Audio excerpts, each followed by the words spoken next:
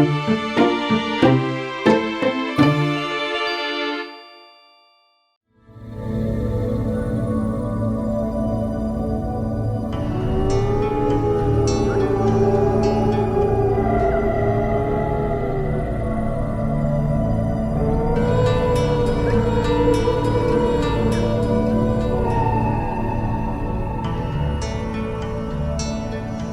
fellow detectives. Welcome to Unlocked, the official podcast for all things Nancy Drew by Her Interactive.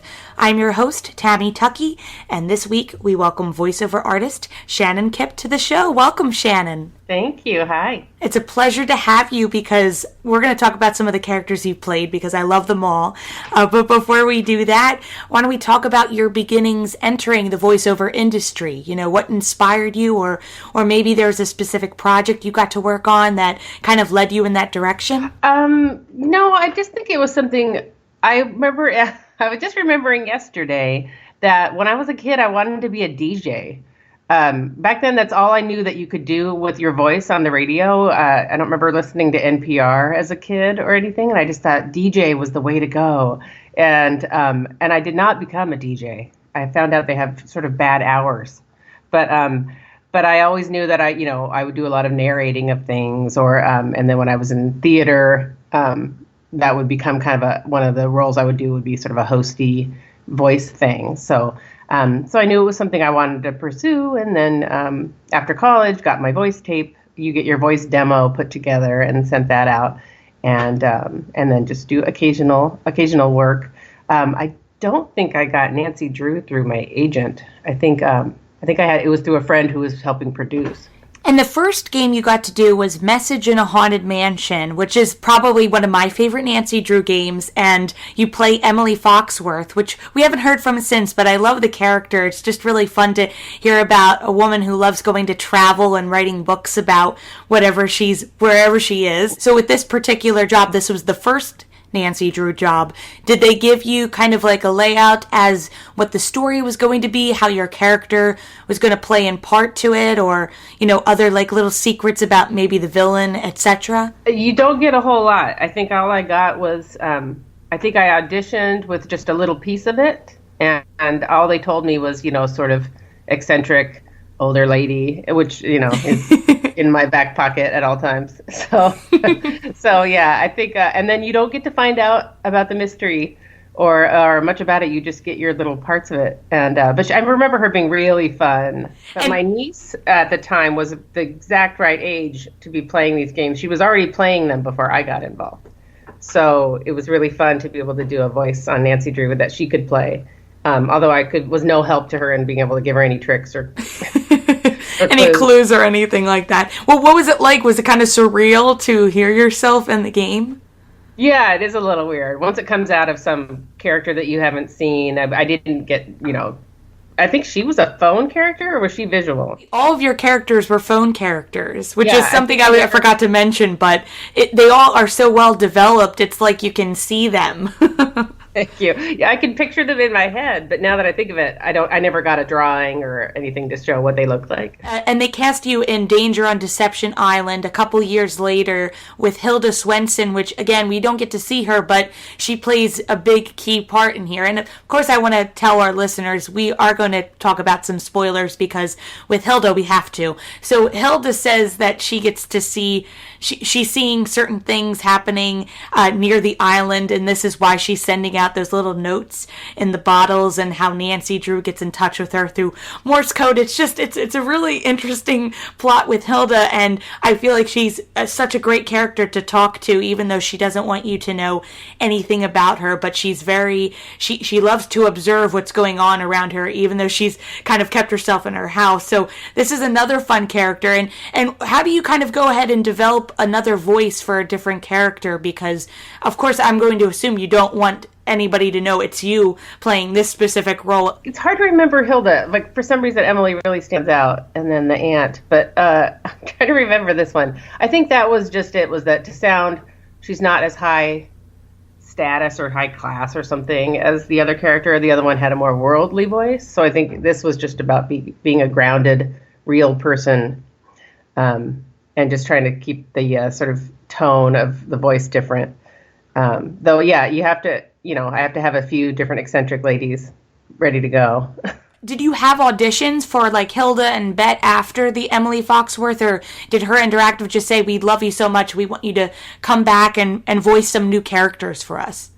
I think I only auditioned for the first one. I think after that, they just called me in when they needed a lady, sort of an older lady voice. But and then I auditioned for one other character later on and didn't get it. And then after that, they thought my voice would be too memorable. Oh, well, it's been a few years now, so do you think that would you be up for coming back to voice some new characters or to revisit Hilda, Emily, or Bet?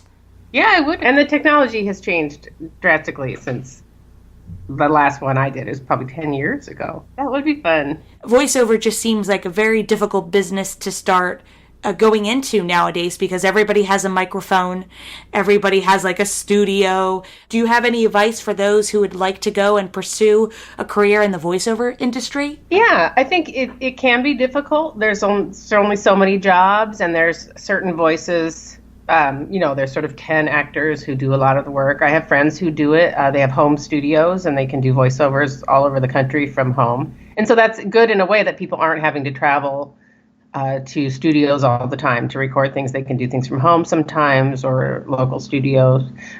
So there is a lot of competition for just a little bit of work. I get things from different places. So, doing this job led me to other jobs, and sometimes that kind of helps. But I think for anybody who really wants to go for it, there are classes you can take in voiceover. Just look in your town for actor studios. There's usually some people who their whole job is recording voiceovers and coaching people in how to do voiceover. And then there's people who help you can put your demo tape together. And your demo tape, it doesn't have to be actual jobs you've gotten yet. They can put together fake ads that you do so somebody can hear your range. And then you just sort of, we used to send out tapes to people of our demo. Now you just put it on your website and there's a link. But I think working with someone who can talk to you about taking a class is good because it'll point out to you some of your habits, or maybe that you talk too fast and it can train you to slow down, or maybe you're someone who over enunciates and that sounds weird through the microphone, and so you can learn to dub that down a little bit. And it's good for practicing different ways of, sometimes you have to do a voiceover that's timed just to the minute for that commercial. And you have to learn how to do that, or you have to learn how to do a voiceover where there's music behind you that you have to match, or that kind of thing. And sometimes you do voiceovers with another person, and just like a scene, and they're on the other microphone. But yeah, I think taking a class and getting that demo tape made is the first way to go. I have a playwright, really talented Seattle playwright who writes shadow puppet plays, but it's part radio show, part puppet. So you can watch the puppet screen or you can watch the voice actors. And you get to do 30, 40 characters in a show. And so friends of ours who've seen that have brought in some of the actors from that show, me and my other friends who do those shows. And we do a regular gig for Seattle Opera where we do commercials for their operas. We're doing a lot of really humorous ads where you would play the characters in the opera like as though they're on a talk show, or do them as though they're having a domestic fight at home or whatever. So those are really fun when you're with your friends, and then it pushes you to play with the character, and it makes it's just a lot better and funnier when you're right in the room together playing off each other. And as you said before, it's been a few years since you've been in the Nancy Drew universe as some of my favorite characters. But can you talk about some of the most recent projects that you have been working on, whether it be TV or film? Yeah, I actually do mostly theater. And I have a small kid at home now, so I don't have as much time for theater even. So I'm down to 1 or 2 shows a year with theater. I just started, I directed a show this last December, and that was a fun new challenge. But lately I've been doing a lot more voiceovers have been coming up, so that's nice.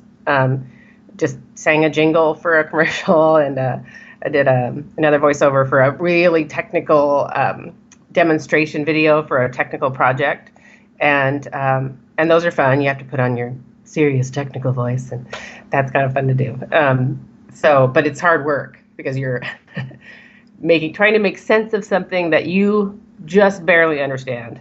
and then you have to make sense of it for the audience and get technical words out of your mouth. And voiceover is fun and great in the booth, but it actually can be kind of tiring. An hour of hard technical language can, after a while, your voice starts to kind of tire out and your mouth tires out.